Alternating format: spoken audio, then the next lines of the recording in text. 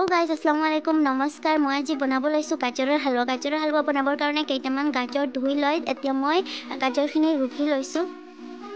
গাজৰখিনি ৰুকি লোৱাৰ পিছত মই গেছত পেন এখন বহাই মই ঘিউ দি দিছোঁ। ঘিউ আপুনি আপোনাৰ হিচাপমতে দিব পাৰে, মই মোৰ হিচাপমতে দিছোঁ।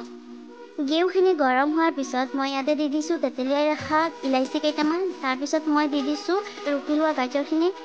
গাজৰখিনি দিয়াৰ পিছত মই ঘিউৰ লগত মিক্স কৰি ল'ম ভালকৈ।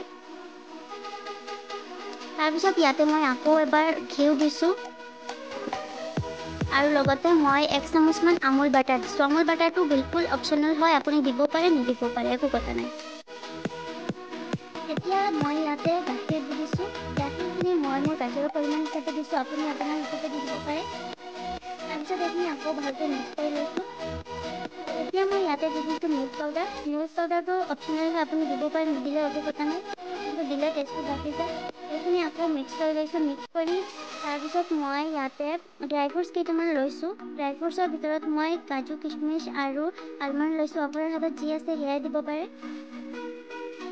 এইখিনি ভালকৈ মিক্স কৰি লোৱাৰ পিছত মই একেবাৰে লাষ্টত চেনি দি দিছোঁ আৰু গেছৰ ফ্লেমটো ল' কৰি দিছোঁ।